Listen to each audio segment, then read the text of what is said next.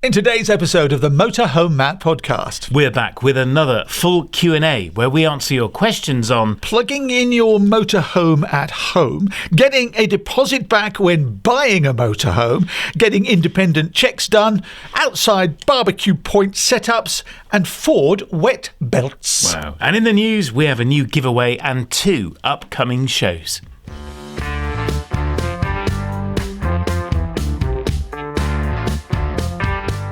Welcome to the Motorhome Matt podcast. I'm Keith Gooden. And I'm Motorhome Matt. Industry insights and expert advice for the world of motorhomes, caravans and campervans. And it's brought to you by thatleisureshop.com and sponsored by Right. Now remember to follow on your favourite podcast app, or if you're watching on YouTube, click subscribe and the little bell.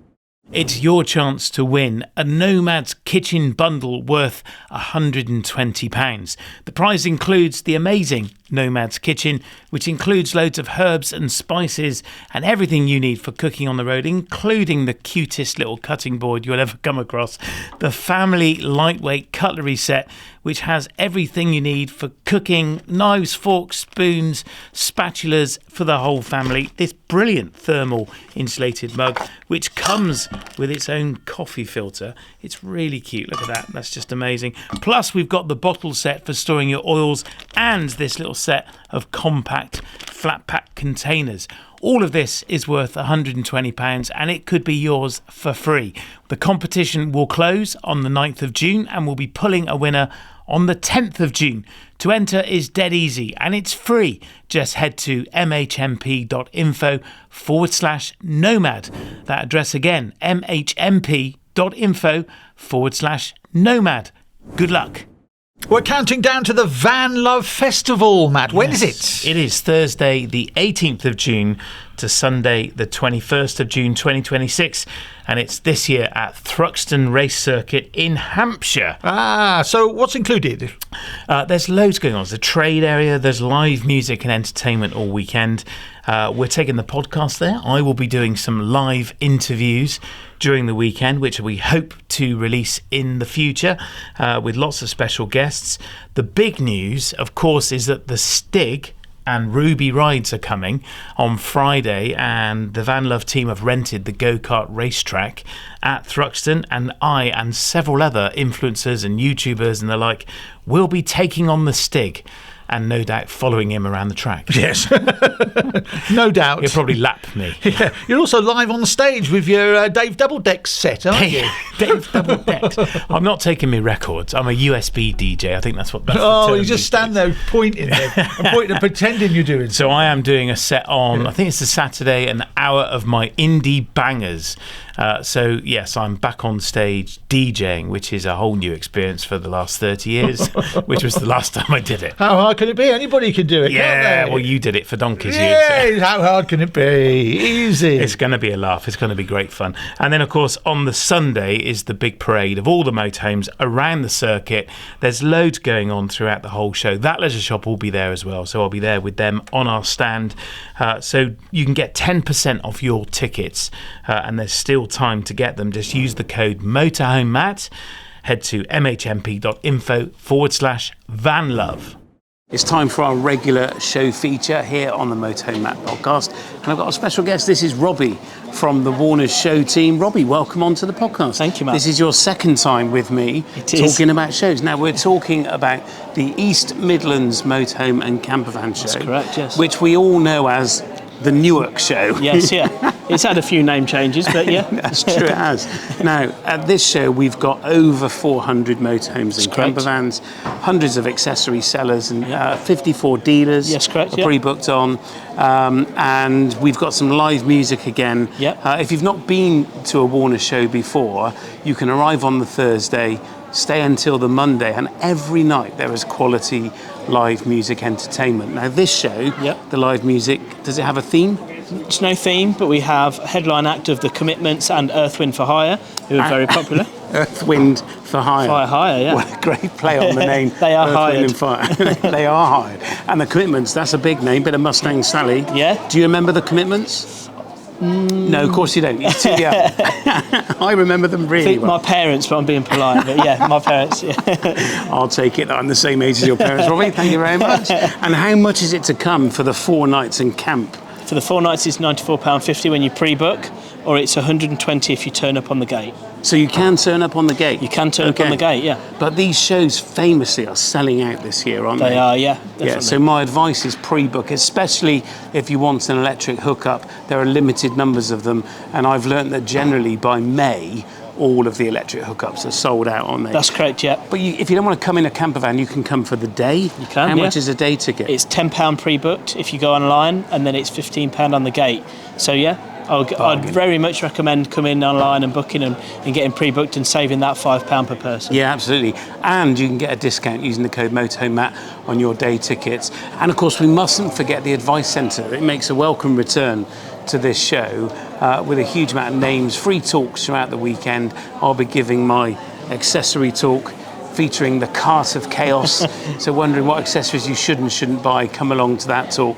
And we got Mark from Vanlove Eats with us this time, haven't we? Always very popular. He's inspiring people to go and travel and tour Italy, sharing his own experience of his recent trip around Italy. So if you want to find out more about this show in Newark or any Warner's show, head to mhmp.info/Warner's. I'll see you in Newark. It's the Motorhome Matt podcast with me, Keith Gooden. And me, Motorhome Matt. And it's brought to you with atleisureShop.com and sponsored by Ripe. This episode is all questions and answers, Q&A all the way through, where you ask the questions and Motorhome Matt, he will give the answers. And if he doesn't know, as I say every week, he will ask somebody who jolly well does. First of all, Richard Brown is on the Isle of Man.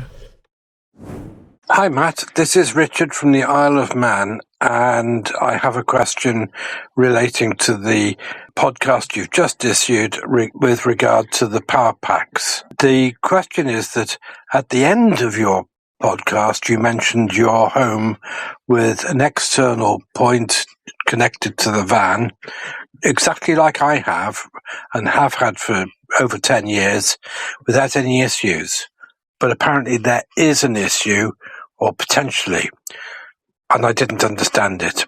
But I do have E&P levelling, so therefore my van is standing on 4 steel legs.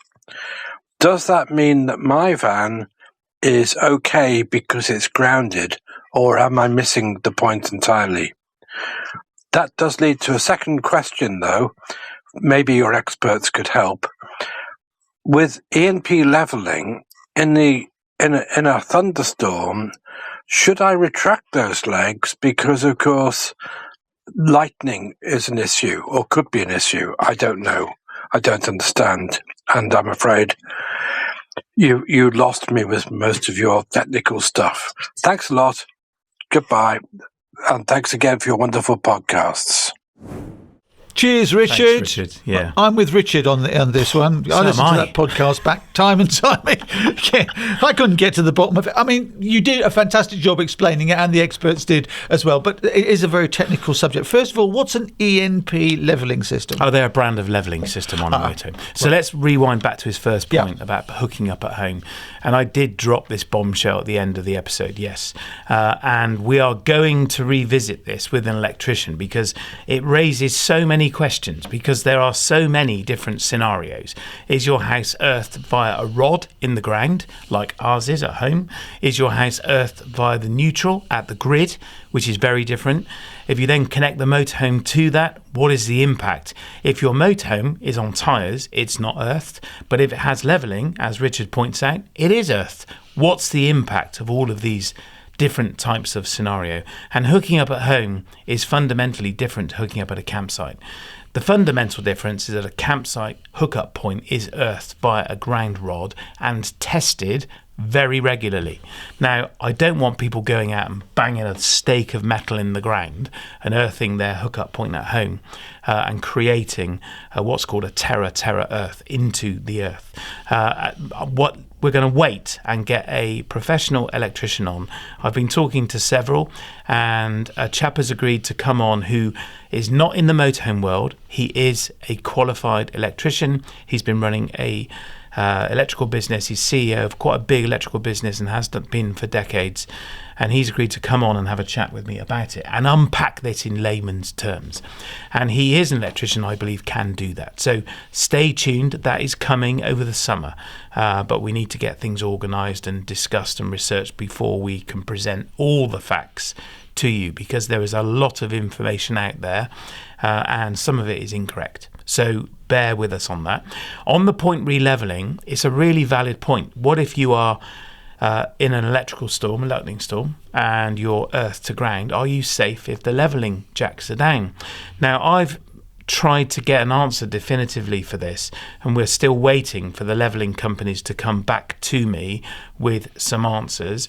I could not find anywhere any advice from any of the levelling manufacturers on what you should do in a thunderstorm when there's lightning. Should you raise the jacks? I think it's a perfectly good question. And is this because the jacks are metal and touching the ground? Yeah. So you raise them up, so you've got tyres on the ground, which are largely rubber. Yes. Yeah. And so now you've bypassed that potential insulation, right, and created a conductor that is touching earth. Yes. What's the impact of that on hooking up at home and being in a thunderstorm? So we are going to dig into this. I am waiting for some answers, so we will revisit this in a future episode, probably when we're covering the electrical topic of earthing and hooking up at home. But on the topic of levelling, you can find our really useful guide to levelling, where we unpack all of the levelling systems and their features and benefits. You can get it for free. You just need to give us your first name and an email address. We produce this in conjunction with Bristol Caravans, so thank you again to Oakley and his team for helping me pull this together. You can find it for free at mhmp.info/levelling, so go and check that out, and then we will come back to you with this definitive on best practice for using levelling in lightning and at home if you're hooking up.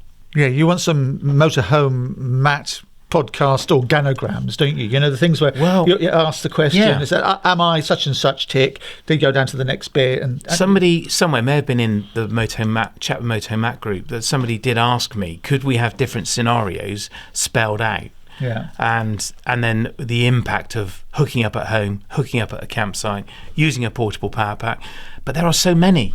It could get very complicated, so we'll see. Yeah, the problem with this is, it could be, and I'm not over-dramatising, but in an extreme case, it could be a life and death situation, particularly if somebody's got a pacemaker or something like that, which can be affected by. But then that begs the question: has this ever gone wrong? Has anyone ever been killed? Has it ever happened to anybody? I don't know. Not to my knowledge, but that's not the point, is it? Yeah. Facebook's not your friend on this, and online is not your friend. So what we have to do before we do anything at the podcast, we have to research it and make sure we're absolutely right. And so that's why Matt has to talk to proper electricians who know their stuff. So we're not sitting on the fence, particularly if it's an electric one. I tell you what. You're here all day. Thanks for the question, Richard, in the Isle of Man. There's your chair. You sit down, I'll plug it in. Now, as you know, Ripe are one of our sponsors, and we're very happy to have them. Steve Banks is asking a question of Ripe, and he says, hi, is there a customer service direct number to get a quote? Well, what did Ripe have to say? Yeah, Ripe said, hi, Steve. Yes, the Ripe customer team is based in our office in Greater Manchester. You can contact us in a variety of ways, either via our website, email, or our phone number, which is, reach for the pen, 0800 781 5310. That's 0800 781 5310. Our online process to get a quote is designed to be really straightforward to enable people to buy their insurance quickly and easily. But we get that sometimes you might just need to check the detail with someone. We aim to be as efficient as possible on the phone too, and aim for calls to be answered within 60 seconds. So either way, we hope you have a positive experience and we can resolve your query.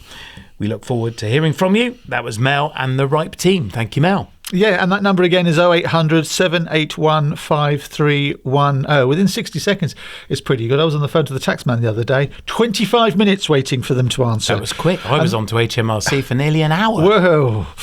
You've mystery shopped them, haven't you? Yeah, several times. And I have to say, the service has been fantastic every time, even when I was deliberately trying to be difficult. No, not you. Yeah.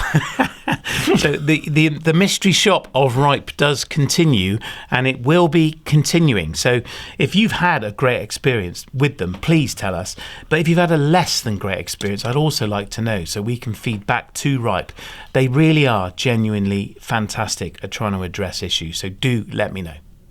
If you call, don't forget to quote Motorhome Matt and you'll get 15% off your premium. Yep. Or if you're getting a quote online, just head to the link in this episode description. Rachel's in Merseyside. Hi Matt, it's Rachel here in Merseyside. So we put a deposit around about a month ago on a 2024 CV80 with a dealer in Northern England. And basically we got to see it for about an hour, but it didn't have all of the paperwork with it. Really liked it. We got back to them the next week via email and asked them about the warranty. On the website, it said warranty 6. So we thought that was 6 years that would have been left with the water ingress warranty. We didn't get a reply for about 2 weeks, kept chasing and finally caught up with them. And it turns out that it hadn't ever had a habitation check. So the eldest warranty was not in place. I'm now trying to claw back my 2k deposit because it was not worth the money without that warranty, and they're refusing to return my calls or reply to my emails. Appreciate any help you can give me. Thank you. Well, there you go. Rachel's in Merseyside, and it sounds like she might be dealing with people who aren't clearly playing the game. Could be, yeah. It's a difficult game to play for some dealers, but I'm disappointed to hear this, Rachel. I really am. You need to check out our episode on deposits and should you get a deposit back if you've paid for a motorhome which you're trying to buy. If you just Google Motorhome Matt deposit, you will find it. It's all about the terms and conditions of the sale agreement that you signed when you were at the dealership. If the dealership are refusing to contact you and you paid using a bank card or credit card, you may be able to get the bank involved and they will reclaim the deposit for you as you've not received the goods. But if you are the dealer listening to this and this rings true for you, please do the right thing. Get in touch with Rachel.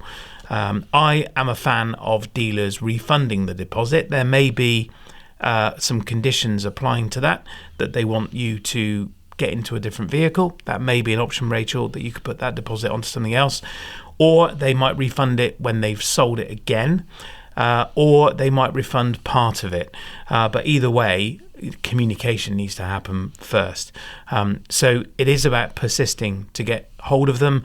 I would go back and visit and turn up. But it's not automatically the case that you are going to get your deposit back, I'm afraid. It is about those terms and conditions on the order form that you signed. But it's not good business practice, is it, for people to just blank you? No, of course not. No. And then what happens, your only option is to go to your bank, as I say, and start leaving 1-star reviews, which that's just depressing for everyone. So this is an annoying feature of our buying cycle that we go through as consumers and as dealers. It's really important that they are communicating to you the terms around that deposit. You know, if you pull out, are you going to get it back? A dealer can keep the deposit, and it's perfectly legal for them to do that. Doesn't seem very fair to me, but that's my view, and I'm a dealer. So we would refund a deposit unless we'd spent money preparing the motorhome for you. So say we had it serviced or had it MOT'd or fitted a very specific accessory for you, we would, I feel, be in our rights to charge you for that and refund the rest. But lots of dealerships act differently, as you'll find in the episode where I spoke to several and we got comment from them. So Google Motorhome Matt deposits and you'll find the episode. Yeah, absolutely. I mean, it's something to be said, isn't there, for using what's known as an escrow, for things like deposits, isn't there? So instead of it going straight into the dealership's bank account and aiding their cash flow, where it's held until the deal is done. Now, dealers might not like that, but it is protection for the consumer, isn't it? Yeah, it is, and that's why I say if you pay with a Visa protection or MasterCard protection, then they will have your back, whether through your bank or through one of those credit associations, then they will potentially be able to reclaim it for you as well. Claire's in Dorset. Hi there. Don't giggle at this question, please. But could you possibly advise if we stay in our motorhome on a site in a county with a hosepipe ban in place, would it stop us filling up the water tank on the site? Thanks for your podcast. Good question. I think it's a very interesting question. I've never encountered this. We are about to get some very hot weather, aren't we, as we record this? Yeah, because is it a hosepipe ban? Is it about not using hose pipes at all, or is it what you're using the water? I know you can't wash cars and you can't do your lawn with them, but is it banning all hose pipes? I suppose it's a bit like allotments. I've got an allotment, and hose pipes are banned 24/7 on our allotment, but we have to carry the water to and from the allotment in watering cans. Right. So I suppose you got the option of doing that. I wonder if the caveat for the hosepipe ban is that it's for watering plants and just using a hosepipe to do something other than drinking it. So with a motorhome, you're refilling the water tank to drink water. Now, a local council or water board can't stop you drinking water, can they? We can still run the tap. And they don't want to either. No, of course not. But I wonder if you could prove that you were filling the water tank with a hose pipe, that would be acceptable. But if you were washing the van, that would be wrong and outside of that ban. And I wonder if common sense needs to play a good role here. So I think probably I'd like to think that if a councillor was to turn up on a campsite where you were using a hose, highly unlikely, and they could see that you were filling the water tank, I think you'd be fine. And of course you do use different hoses, don't you, for your water tanks? Yeah, we should use food grade hose, which would be sensible anyway for different reasons, as you don't get bacteria like you do in a garden hose, and it's ultraviolet can't penetrate the water hose, a food grade hose. So yeah, that would also evidence that you're filling a water tank. Yeah, absolutely. And, so somebody who worked in journalism for the BBC and local radio for a couple of decades and dealt with councils, I can tell you, wherever you go, each council will have slightly different rules. So there might be a hosepipe ban, but it's not a central thing. The councils will declare or the water companies will declare their hosepipe bans for the area that you might be in. And it might be different for Somerset than it is for, I don't know, where's Clacton? Essex, So, London. So Greater London. Well, but a common denominator for all councils Clacton's not is that... No, it's not. No, it's not. I think in Clapham. It's in Essex, Essex. Now, one common denominator is they never blooming reply to emails. That's my experience of any council. Oh, well, yeah. Yes. Okay, then. Thanks for the question, Claire. Very interesting one, that one. Peter, let me get this right. Peter Hoyland is in North Wales. Afternoon, Matt. My name's Peter Hoyland from North Wales. A year ago last September, I purchased a card from IQ Go so that I had internet access for a month in France. I want to do the same again in the near future, but I don't seem to be able to find out much about IQ Go, and I wondered if you knew whether they are still in business. Okay, thanks a lot. Keep up the good work. Bye. He's gone. See you, Peter. Don't forget the IQ. Peter, he's gone. Okay. Weren't they a fairly new company? No, they've been around a while. Have they? So we had James. Are they still around? They are still around, Right. yeah. James was on the podcast and we were talking about their product that could enable you to get data on a SIM card when you're in Europe. And then 2 weeks after we released the podcast, their provider changed all the rules.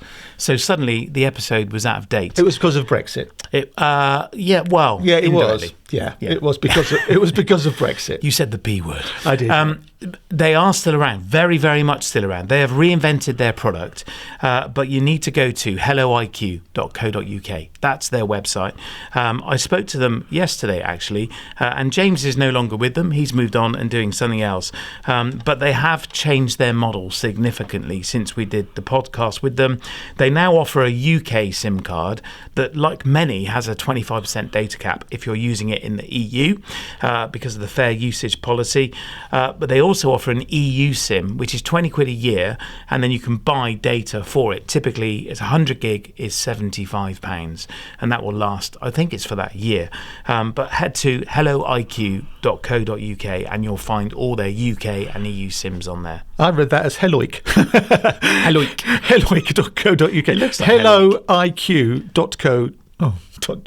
Get it right. I always criticise people whenever you ask somebody like in an interview and you say, "Where can I find?" and they always sort of pause or get their website wrong. And I've just done it, haven't I? You have just done it. helloiq.co.uk.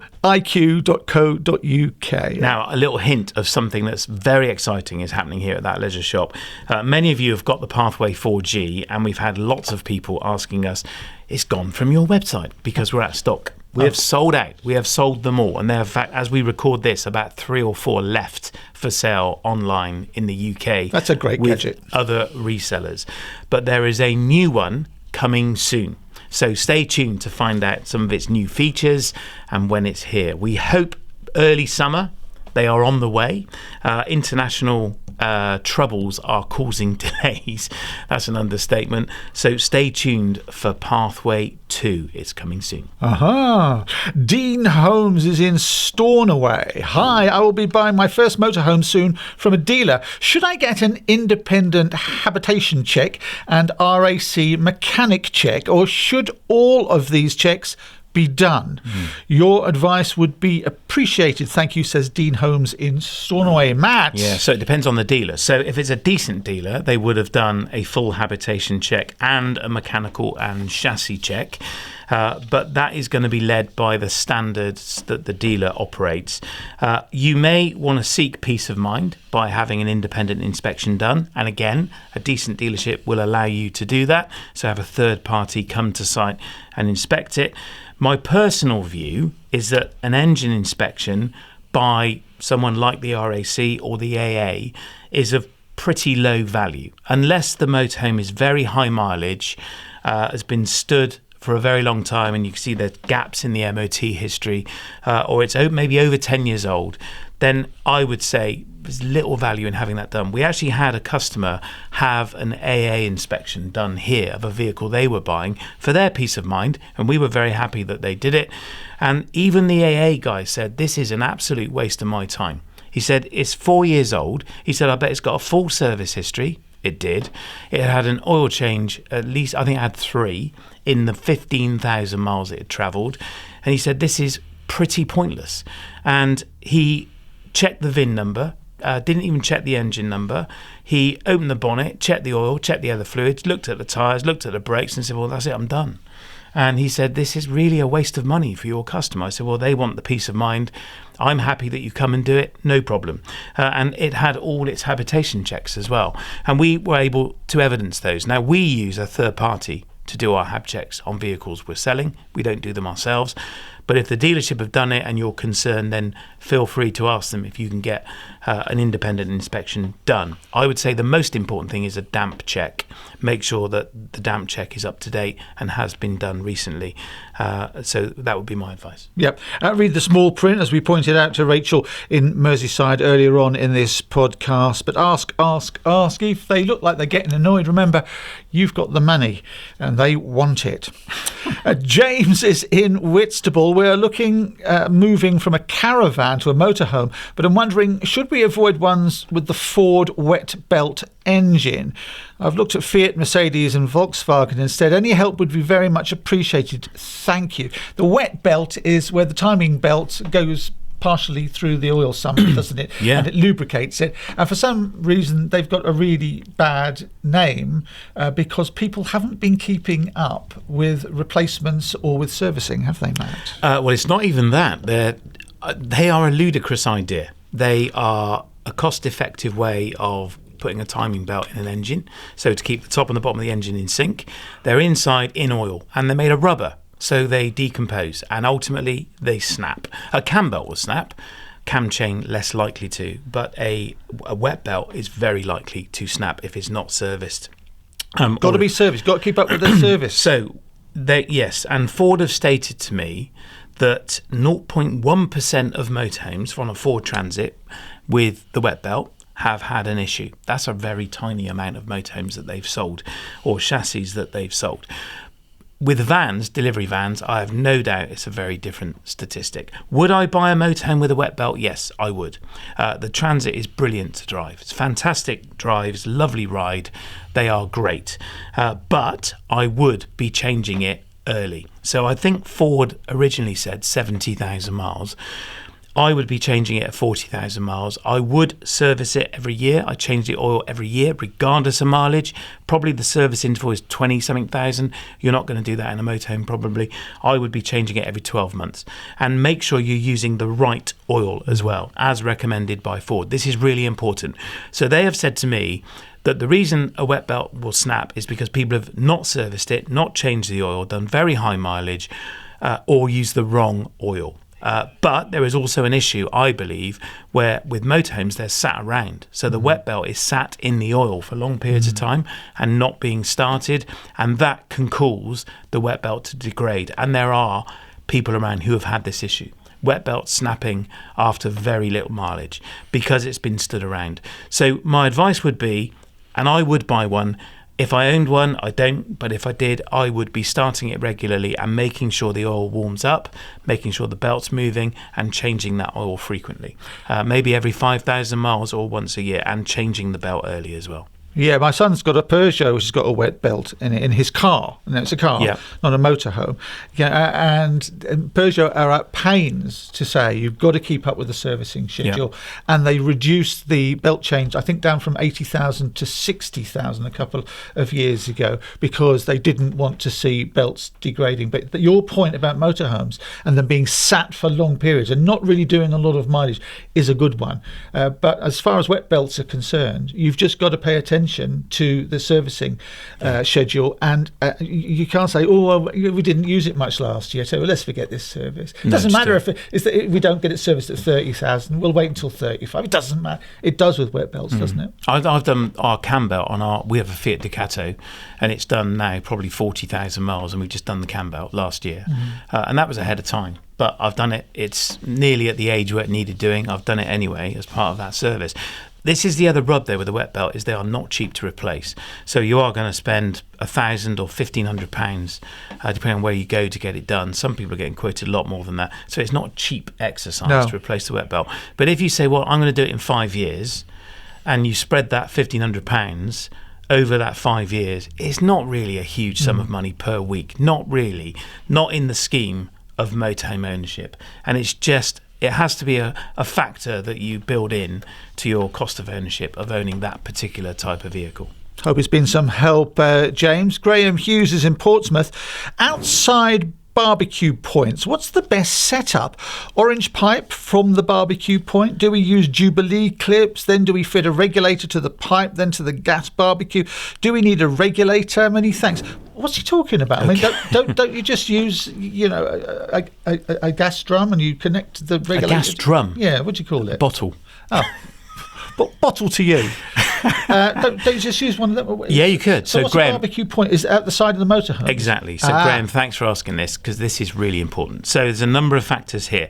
I'm about to get a gas barbecue point, often called an external gas barbecue point. So it's connected to the outside of the van and connected to your gas bottles on the van, or your gas tank that's fixed. So you don't have to move the bottles about because they're heavy. So currently I'm lifting the bottle out and connecting that to my barbecue. And on the end of my barbecue, I do have a gas regulator. So the gas bottle is high pressure, and you have to convert that to low pressure, typically 30 millibar. And that's what the little regulator does. So I've got a gas bottle top regulator that I screw in and I connect it to my barbecue, and I'm running then at 30 millibar. Perfectly safe. If I'm going to connect a gas barbecue point to the van, that would normally be connected on the low pressure side. So the installation is going to look like a gas bottle, the regulator fixed in the gas cupboard, and then all the pipes off to the appliances, which run at low pressure. And you run a gas pipe from that point. Now, where do you install the gas connection? Many installers will tap into an existing gas pipe, often by the fridge, because that's easy to get to, and split there. The risk is there's not enough pressure getting to the fridge and the gas barbecue anymore. So you could impact the use of the fridge because there's not enough gas pressure. So the ideal, I think, and talking to an engineer about this, is you connect the gas barbecue point to the manifold, it's called, where all the taps are. And you can turn everything on and off. And ideally, you've got an isolator as well for the gas barbecue point. So you can isolate that point. Make sense so far? Yes. Thank you. The other consideration is where you put the gas barbecue point. And I've Miles to thank for this at MJB Tourist Services. And he made this point. He said many people just put them in the side of the van by the habitation door. If you put an awning on the side of your van, so a blow-up tent, a drive-away awning, and you've got a gas barbecue point inside the awning, the temptation is to connect your barbecue to it inside the tent.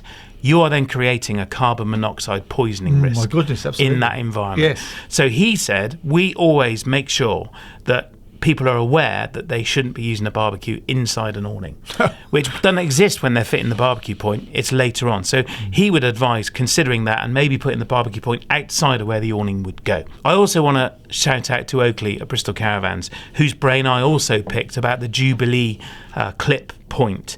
And he said, yeah, they're fine to use. The purpose of a Jubilee clip is to stop the pipe coming away. It's just to hold it in place. The pipe should bite onto the barbs itself on the metalwork of the brass fitting. And the Jubilee clip's just there to hold it. But he said I would advise using ones that don't have the holes in, that bite into the gas pipe, because they are safer. So a top tip there from Oakley.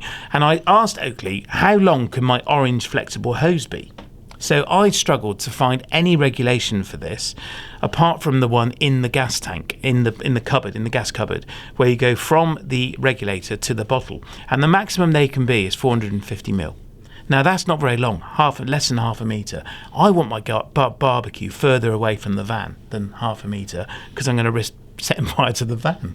So how long can it be? Well, we managed to get an answer from the MCEA on this, the Motorhome Caravan Engineers Association, and they suggested 2 metres max. Now, interestingly, we regularly, as that leisure shop, sell gas pipe that's 3 or 4 metres long because that's what people ask for. They order it online and we deliver it. We don't ask what they're doing with it. But they advise that it shouldn't be more than 2 metres long. That's still very close to your van. So I don't know what the safest route is for a gas pipe. I remember talking to one guy who said, I want to connect to the gas bottle at the front of my caravan, but I want to use it at the back of the caravan, and the caravan's 8 metres long. So he wanted to buy 10 metres of gas hose. Now, I said, I'm not sure that's a clever idea. That's a lot of gas in transit at any one Precisely. time. I wonder how much in cubic feet that is once you take the length Quite of a that lot. hose. Yeah, and the other risk is that the pressure drops as it goes down Yes, of that course. distance of hose. So I advised him not to do that, and he did, I recall, buy 2 or 3 metres. So best practice would be get a gas barbecue point professionally installed, make sure it's on the low pressure side and you can isolate it. Consider where that point is in terms of your environment that you're going to be cooking in, so you don't risk giving yourself carbon monoxide poisoning by having the barbecue in an awning, and consider the length of the hose as well. Keep it as short as is reasonably possible. And as I say, 2 metres is what I've been advised. Little suggestion from me. You'll probably scoff, laugh and point. Cook on an induction hob. No. I, some years ago, got a little, I'll mention the name of it, Outback portable barbecue, which is fairly small, about 1 foot long by 6 inches wide. But it takes the gas bottles you get from DIY shops. Yeah. You know, the little ones? Yeah. Cans. What, little, the like an cans. aerosol. Yeah, and they last a The fair while. C250, yeah. Just buy 2 of them. Well, it depends on your barbecue, doesn't it? No, but what I'm saying is you don't have to have the big bottle. And if there's, say, 3 of you or 4 of you in the van, 2 adults, 2 children, 2 of those barbecues would be the same grilling space as a large one, and you wouldn't have to carry the huge bottle. No, it's very true. You could have an independent one, but there's something very convenient about having the ability to connect to your existing gas bottles. And also, if you're going to go for a posh barbecue, you need an external gas supply. And so brands like Kadak make a fantastic range of barbecues, and we have a little Safari Chef, and that needs to run from a bigger gas bottle than the one you refer to. Right. So we do connect to our Cala bottle, or you might have a refillable tank that you can connect to. So it is very convenient to be able to do that. How do people get in touch then, Matt? We'd love it if you did. Please, if you have a question, you can send it to us at mhmp.info facebook.com/Ask Matt.